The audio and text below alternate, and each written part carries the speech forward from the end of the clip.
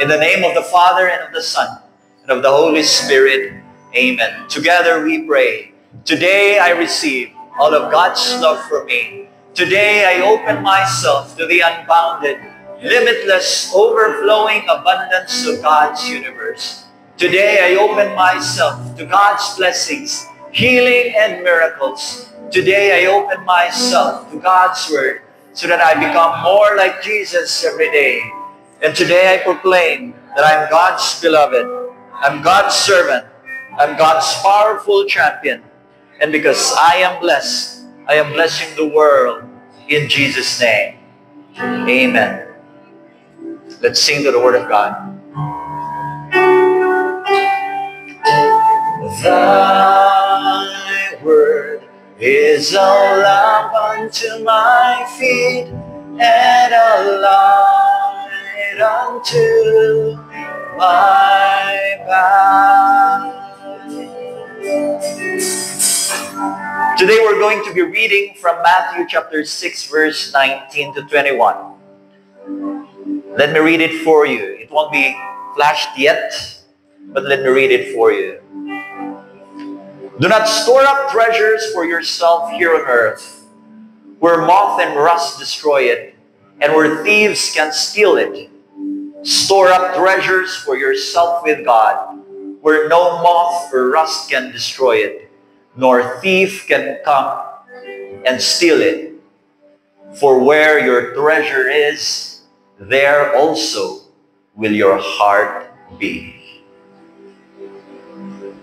You coming here is putting your treasures in where it will last. You meeting new people and loving them is investing in eternity. This is what we do. This is what we strive to do. And this is what we ask God to guide us to do in our lives. Amen. I invite you to close your eyes and we pray. Dear Lord, speak to my heart today. I need your guidance. I need to know how to see your vision in my life, including my wealth. Help me, Lord, to understand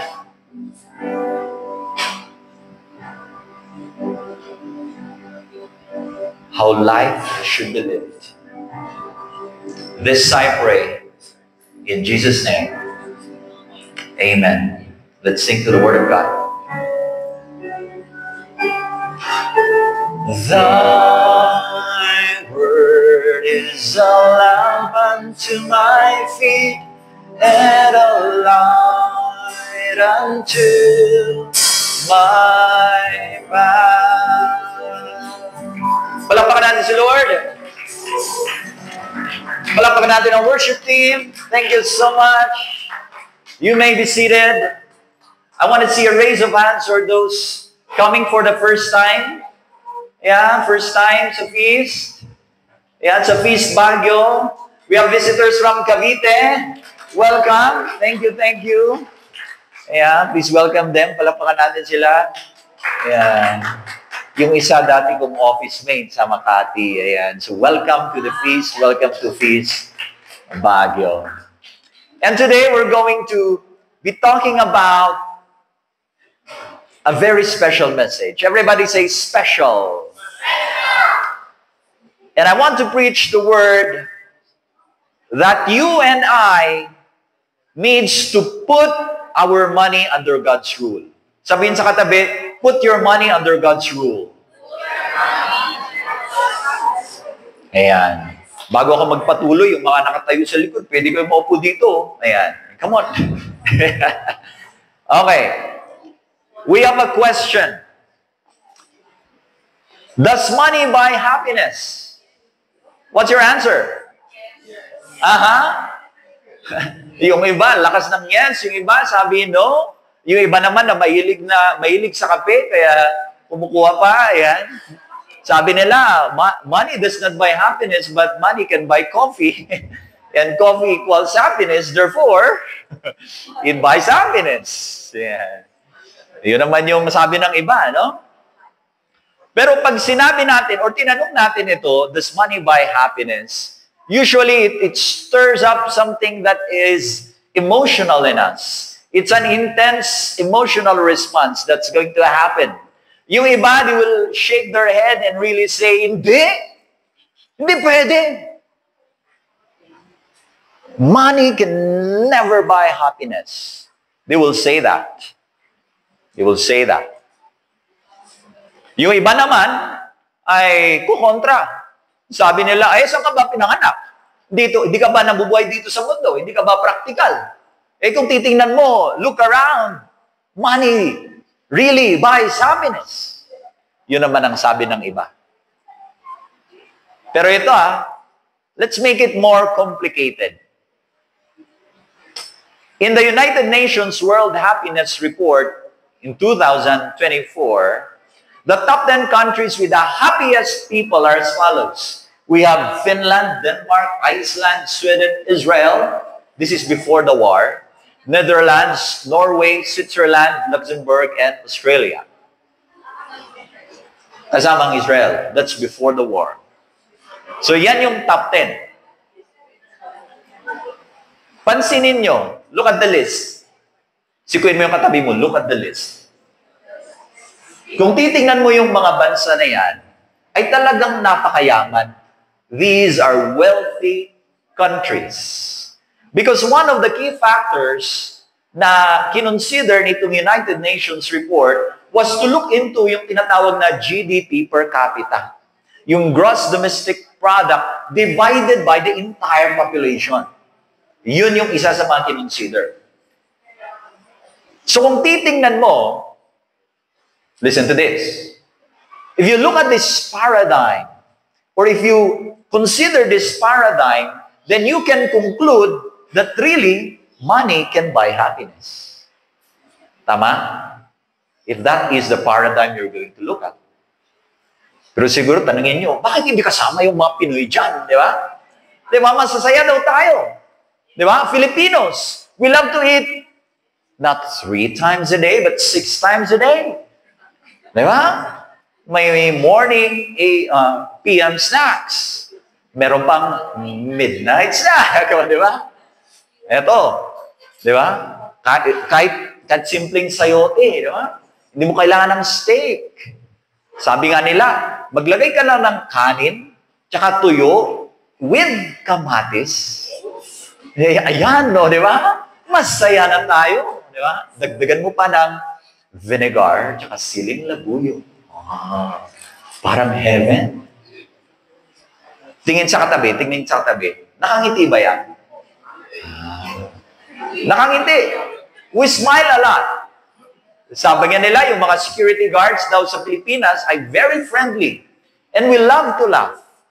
Tapos, ito pa, in Metro Manila, hindi ko alam kung relate sa mga Caviteño. Pag may baha daw, there is a swimming party. O, di ba? Ganon kaano yung mga Pilipino. Pero, bakit hindi sila nakasama dito sa top 10 na ito? Alam niyo ba yung ranking ng Pilipinas? We are number 53. Number 53. Pero, di ba? Nagtataka kayo, but that is already a big improvement. Kasi the year before this survey happened, ang rank natin was 76. So, nag-improve naman. Ano? Bakit? Kasi mababa yung ating GDP per capita. And bilang isang bansa na kasama sa third world country, ang dami nating mga problema. Pero ito, aside from the Philippines, meron pang isang third world country that claims to be the happiest in the world. You know that country? Sige, guessing game. Thailand? No. What else? India? No. Malapit doon? Pakistan, hindi. Indonesia, hindi. Nepal, malapit doon. Malapit na. It starts with B. Hindi. Bhutan! Bhutan. I want to go to Bhutan. Pero ito, kagaya ng Pilipinas, hindi kasama sa top 10 na yon ng UN list. It's number 95. Pag titingnan mo yung GDP nila, mas mayaman pa tayo. Mas mayaman pa ang Pilipinas. Pero, the government of Bhutan doesn't look at the GDP. They created their unique metric. Ang ginagamit nila is Gross National Happiness Index. So they're not measuring economic numbers. They're looking at how people smile, how much they actually enjoy their lives. Ganyan. At saka, kung pupunta sa Bhutan, parang mga Pinoy din, pero siguro baka mas higher level pa, they're really happy. They look happy. So, after talking all about that, balik tayo sa tanong kanina. Does money buy happiness? Does money buy happiness? And here's the answer. In 2010, there's this Nobel Prize economist, ang pangalan niya si Daniel Kahneman. Ayan. He resolved this age-old question. So nag-survey siya, thousands of people. And Kahneman noticed that when people are very poor, any increase in income really will increase their happiness. Pag mahirap yung tao, pag nag-increase yung income, mapapansin mo talaga na nag-i-increase din yung kanyang saya. So, when there's no food on the table, no roof over your head, no money to pay for hospital bills, to pay for tuition fees, you can conclude that really, money buys happiness. But, Kahneman found out that this was true until a certain point. Only in a certain point. Back in 2010, based on US standard of living, that certain point was $75,000 a year. Compute mo nga, Daniel, Ronel, magkano yun sa pesos? Assuming 55 peso per $1. 75,000 times 55, magkano? On the spot yan. So habang kinocompute niya, 4.4 million pesos. Let's show the graph. Do you have the graph there? Kung titingnan mo, yan. Dito pala ako. Pag dito ka, ayan. Ito yung income, no? Tapos yung satisfaction doon. Pag nag-i-increase dito sa simula, talagang steep, no? Malakas yung hila. Ibig sabihin, wow, talaga natutuwa, wow. Pero habang umaakyat, kahit ang laki ng increase ng income mo, kukunti yung impact sa satisfaction or happiness mo. Until it will reach a point na parang wala na lang. Ibig sabihin, sa mga mahilig sa math, statistics, pag in-extend mo pa yan, there will come a time that this will go down. It will go down. So, when our basic needs are met and we are comfortable, money doesn't buy happiness. Money doesn't buy happiness. In fact, minsan, parang nag-i-increase pa yung income mo, parang bakit bumababa pa yung saya mo, yung satisfaction mo. Bakit kaya? Mas hinahanap mo na yung mga simpleng mga bagay. Like time to take a walk, time to be with your friends, time to be with your family, time to express gratitude for your blessings. And that is why I welcome you all to our brand new series, More Than Enough.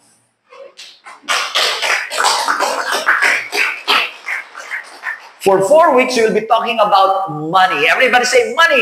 Money. Because whether we like it or not, money is part of our lives.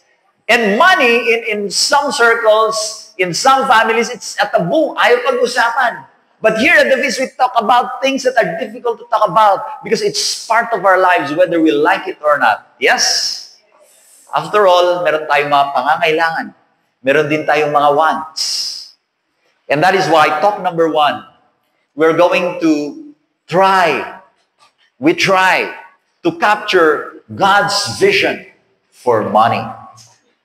Because, totoo, that God sees money in a unique way. Everybody say, unique way. Unique way. Kaya sa series na ito, I pray that this will turn your life upside down. Because we'll try to understand God's perspective of money. At tanungin natin, do I see money as God sees it or as the world sees it? Tanungin mo yung katabi mo, do you see money as how God sees it or as how the world sees it? And you know, don't dismiss me this early because maybe you'll be saying, I've been coming to the feast for a while. I heard it from Brother Bo already. Hey, every now and then we need reminders. Every now and then we need reminders. Because sometimes, meron tayong mga pair of glasses na nagkakaroon ng dust, na kailangan i-dust off, di ba? Para mas clear yung ating pagtingin. Because we want to use the eyeglasses of God when we see money. Now, are you excited for this series? Yes. Pero itong sabihin ko sa inyo, and baka parang downer ito, no? Because the goal of this series is not to teach the specifics, like the tools on how to grow your income, to build your side hustle, to multiply your wealth. We had talks like that before, and there are resources like that, even from Brother Bo himself. He has books. You can join his Truly Rich Club. There are seminars. So it's not on the specific tools, but rather, the goal of this series is to realign. Everybody say, realign. Si kuya ng katabi, sabi mo sa kanya, realign. Realign your money perspective with God's vision for money.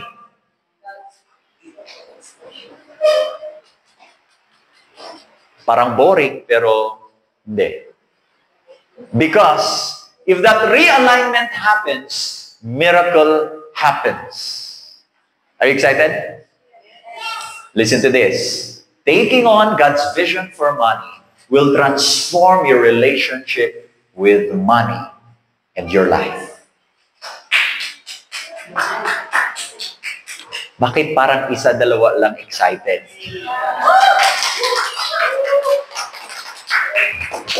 Basahin ko to ulit, tingnan natin kung nag-practice kayo, Taking on God's vision for money will transform your relationship with money and with your life.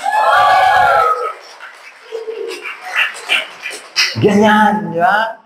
Dapat ganun tayo ka-excited, di ba? Di ba, sabi ni Brother Bo, pag binubuksan natin yung Biblia, excited tayo, di ba?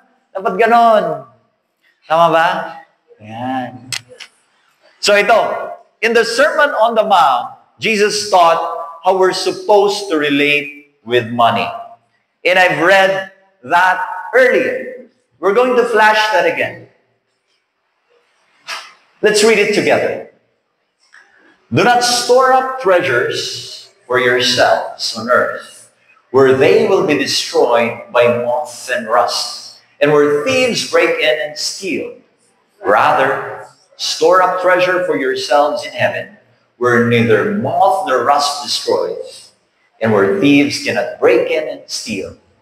For where your treasure is, there will your heart also be.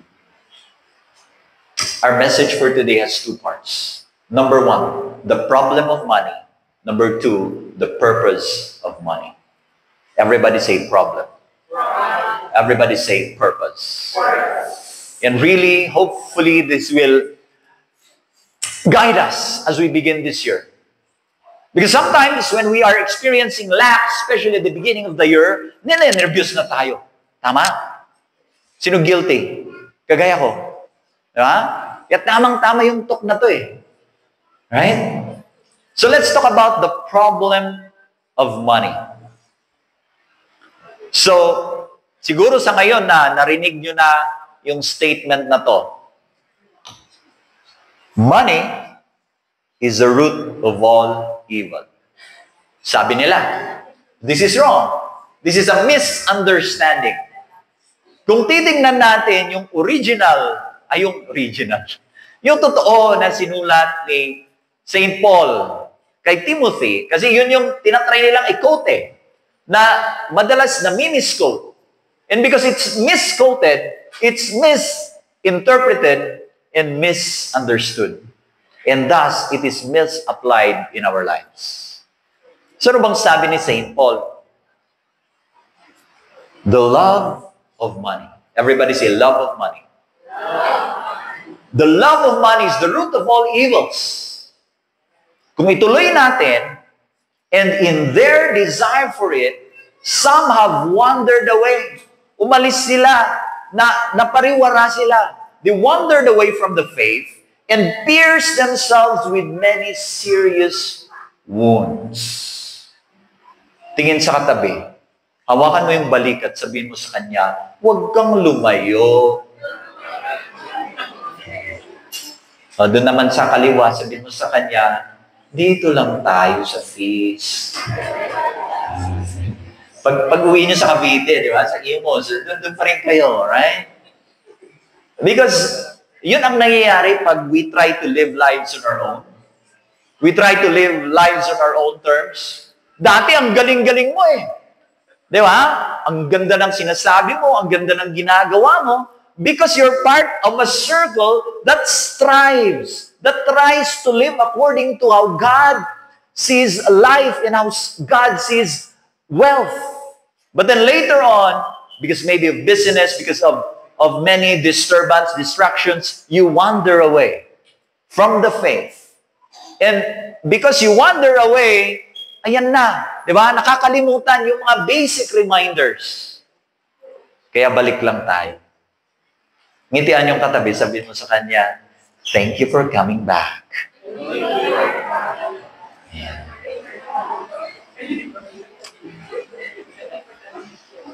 Kasi, eto, kung mali yung intindi mo at sinasabi mong money is the root of all evils, tinatanggal mo yung the love of money. Mahirap yun. Kasi mali yun, di ba? Imagine if money is intrinsically evil.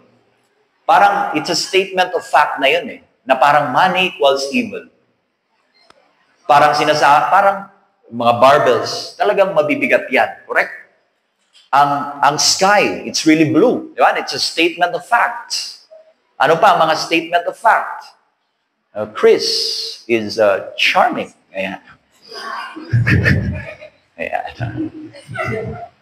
Tinatry ko lang magpangiti. Ano? Pero ito, if the problem is not money itself, then it's really about the disordered love for it. Yun yung problem. The problem isn't the morality of money, but the morality of my heart. Can you say that with me? The problem isn't the morality of money, but the morality of my heart. Let's ask ourselves today, are we worshiping money? Or are we worshiping God? At yung ating kayamanan, yung ating kaperahan, ginagamit natin to serve God. If my heart is aligned with Christ's heart, then my money can be a good source of a greater good. Tama? But, saan ba nanggagaling itong misunderstanding that money is the root of all evil? Where is this coming from? It's coming from our ugly human experience. It's coming from our ugly human experience. Bakit? Ito, bantayan natin ang ating mga sarili. Because when we accumulate wealth, we're tempted to be selfish. When we accumulate wealth, some people, hindi na nila magawa dati, but then they're tempted to kill. We are tempted to steal. We are tempted to destroy. Tingnan natin mga marriages that shattered because they fought over money. Think of business partnerships. Akala mo, ang gaganda ng partnership nila, but it disappeared because they fought over money. Think of siblings who only see each other. Saan? Sa korte. Because they're fighting over money that they have inherited. Di ba nalang pinagtrabahuan yun, right? Ito, true story to. There was a brother who sent his sister, his own sister, sa kulungan. Para yung sister na hindi niya makuha yung kanyang mana. Kaya siguro ito yung sinasabi ni St. Paul, that the love of money is the root of all evils. And in their desire for it, sa kagustuhan nila, sa pagnanasa nila sa kayamanan na yun, they have wandered away. And because they have wandered away, sila mismo ang tumusok sa kanila ng mga sugat. So many are wounded today because of their desire for money. The Bible has a word for it. Greed. Everybody say greed. Ano ang greed? Greed is the disordered love of money and the disordered dependence on material things. Sabi ni Jesus sa Luke chapter 12 verse 15, watch out! Everybody say, watch out! Be on guard against all kinds of greed. Life does not consist in an abundance of possessions. Watch out! Bantayan natin to kasi ang daming mga kasalanan. Pero, bakit when Jesus said, watch out, bakit hindi na sinabi, watch out, be on guard against all kinds of pwede namang ibang kasalanan. Like, of killing, of lusting, ganyan. Kasalanan din naman yun, correct? Why do we have to be on guard against greed? On greed. Because here's the thing, ang greed na yan, it is sneaky. It sneaks upon us. Yung parang nangyayari pero hindi mo alam. Pag nakasuntok ka ng kapatid, alam mo na kasalanan yun. If you're lusting on something, you know that's happening. When you, di ba? But when you are greedy, minsan, parang hindi mo nalalaman na nagiging greedy ka pala. Itong tanong ko sa inyo, nangumpisal ka na, di ba? Kahit minsan, kinumpisal mo ba ang kasalanan ng greed?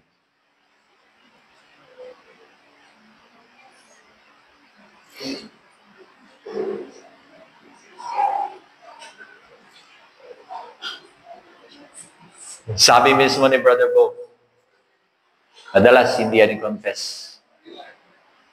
May pare daw, sabi sa kanya, yeah, I heard a lot of sins like this, really sins. But greed, parang wala masyado. And my guess is this, we don't confess greed because we're not aware that we're becoming greedy. Sabi ko nga, greed is sneaky. For two reasons. Number one reason is this. It's so easy to justify greed as, I'm taking care of myself. I'm just taking care of my family. Tama ba? By genetics, we're wired for self-preservation.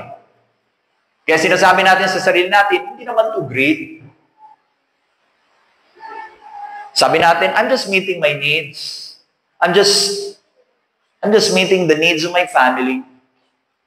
But when we're stepping on others, while we're doing that, sometimes we don't see it happening. The second reason is this. It's so easy to point to more greedy people out there. Tama? Madaling sabihin na, hindi naman ako gaya ng isang billionaire na yun. Anong ginagawa niya? Alam niyo yung business niya? Porn channel. Hindi ka naman ako gaya no? Hindi naman ako gagaya ng isang, etong alam ko na mayaman. Anong ginagawa niya? Online gambling. Or hindi naman ako kagaya ng corrupt politician na nagnanakaw ng kaperahan ng bayan. Sabi natin, sila greedy, ako hindi. Right? But when we compare ourselves with these kinds of people, parang nakakalusot tayo. Tama? But, listen to this. But if greed is defined as disordered love of money and the disordered dependence on material things, then, oh my God, you have to be careful. Baka guilty tayo dyan. You want proof? Pagkatapos ng feast, pagkatapos ng simba, go home, open your closets, show the picture, drawers, cabinets, storage rooms. Look at all the mountain of stuff that you bought, thinking that it would make you happy. They would make you happy. But pretty soon, di ba, happiness will vanish. Ang saya kasi, di ba, yung Shopee delivery, Lazada, di ba? Dumating yung pangalawa, wow, parang saya, di ba? May unboxing ka pa, shh. Masaya, di ba? Katuwa. But only for a fleeting moment. Right? Ito. They're just clutter now. Piles and piles and piles of clutter. Pero titingnan natin, hindi man tayo parang kagaya ng mga nabanggit natin kanina. Pero hindi ba ito disordered dependence on material things? Hindi ba? Ito. Gawin natin ito. While you're looking at the piles of clutter, sino may ganon? Don't raise your hand. Okay. While looking at the piles of clutter, basahin natin ulit yung Matthew 6, verse 19. Di ba? When we look at these piles of clutter, we read, do not store up treasures for yourselves on earth, where they will be destroyed by moth and rust, and where thieves can break in and steal.